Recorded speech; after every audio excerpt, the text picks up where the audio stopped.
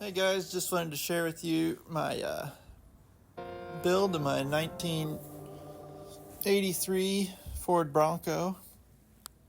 It's kind of just like a time lapse for most of it. I didn't do too much footage. But anyway, you can see me just going to town, taking apart the frame. On the back there is a 1984 F350 that I end up cutting. And the front one here is the 83 Bronco frame that I also cut, and then I'll end up splicing them together here.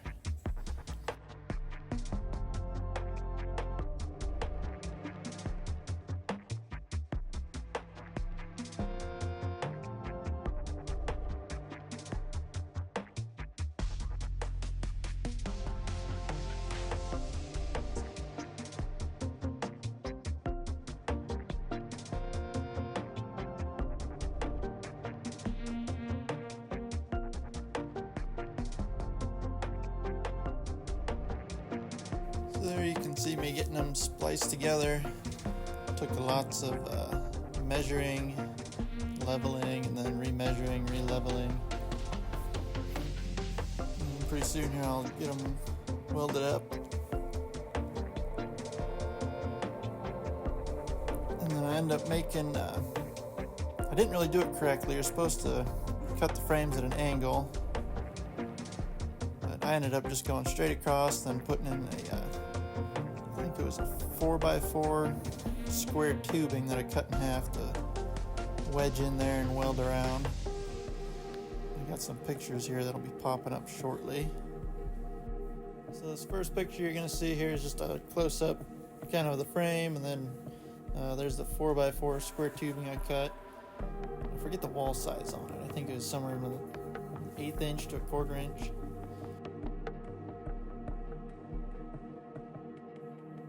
And then next up here, you can see I took some heavy-duty washers and filled in where the body mounted down.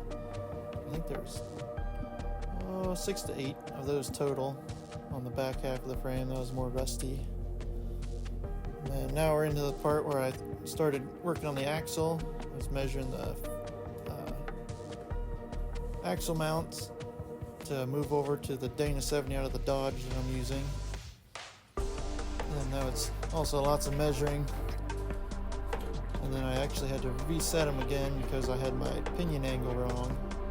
So I don't have too many pictures of that. Yeah, I got those welded on there. For anyone curious on the front axle, it's a twin I-beam Dana 55. From here I'm getting the axle mounted up in there, and that's when I really noticed that my pinion angle was off quite a bit. You can kind of see it there in the pictures.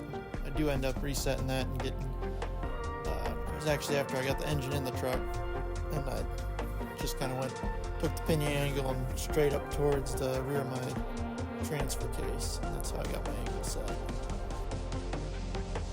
So then while you're watching me pull the engine here, I'll just talk about a little bit what I used. I used Diesel Conversion Specialist mounts in the truck. They're just like a straight flat right to the engine block and over to the frame. And then the clutch was also from them, just a single disc clutch in there.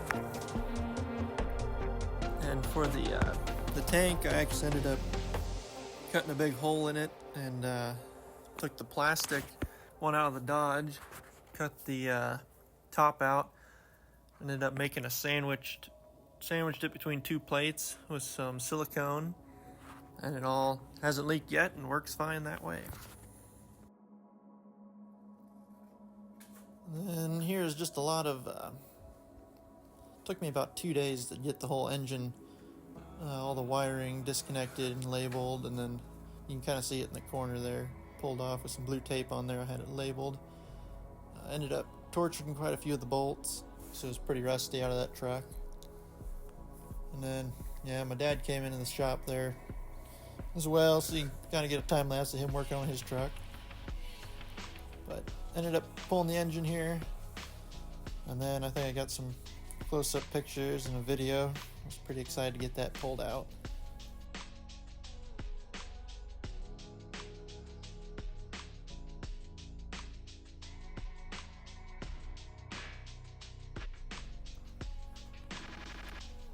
Here I'm finalizing getting everything connected and then start cranking it out of there with the cherry picker. And then, yeah, the shop's pretty busy while I was working on all this. Tractor in the background. Another friend came in working on his vehicle there. And then I've also got a picture of the day I took it to scrap. I had a friend come and help me with that. And we had some fun with that.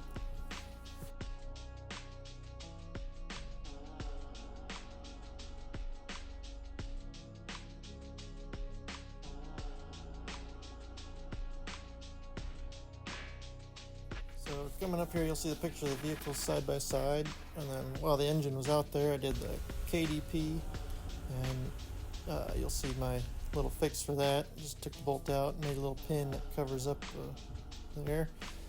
And then next pictures are just showing the engine fully in with the grill back on.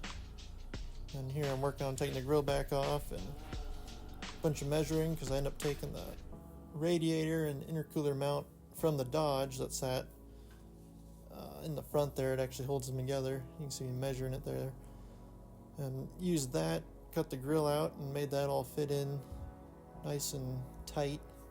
I think there's only maybe a ½ inch of clearance between the fan and the radiator, which is pretty snug, but it's never started hitting yet, so works good. And then here I'll splice in a short video and then a few pictures of the interior. I pulled out all the old carpet, put in some sound dampening, I think it was just a matte, sticky style stuff, and that sort of made it a little quieter, but didn't help too much. With a vinyl floor covering on top of it. Later on I ended up putting a muffler and a new tip on it, and that made it a lot quieter.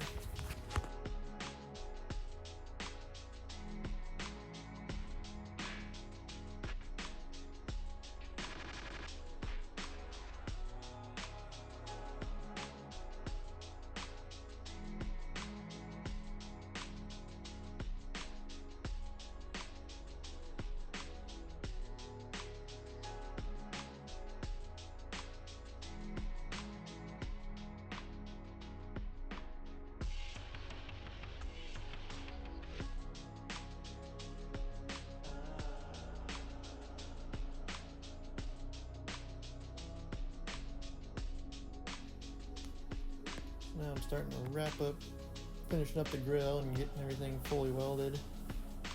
And it's pretty nice. It's only about 6 to 8 bolts, and that whole grill pops off there, and you can access everything nicely. This video is just showing, I just got excited and had to run 12 volts off the battery and cranked it up while it was sitting in there.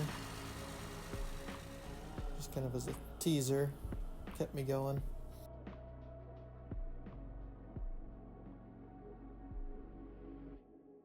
And then at the end here, you'll see my wiring mess. I didn't do too much footage on that, but it was a whole lot of wiring. I just merged the two. And then this is my first start with all the wiring working. And that was really exciting as well. And then here's a picture of the transmission and transfer case I used. Here it is running with all the wires on it.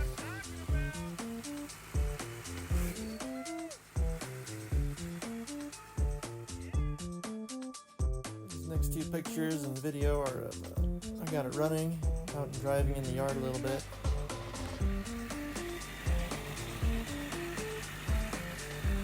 And then here's a shifter I made out of chain. It was a suggestion from a friend, and then I got my bumpers mounted up. And here's the first day I took it out on the road after getting it registered. Actually, it wasn't too hard, just needed the VIN number from the Bronco frame. Put it to work within the next couple weeks. Had some rear leaf springs because the old ones were sagging, and then you can see those pictures back there. I switched the tires out. It's running 35-inch tires with a 10.5-inch wide rim. And then I got my light bar on the front. And this is just some pictures of the adventures we took it on so far.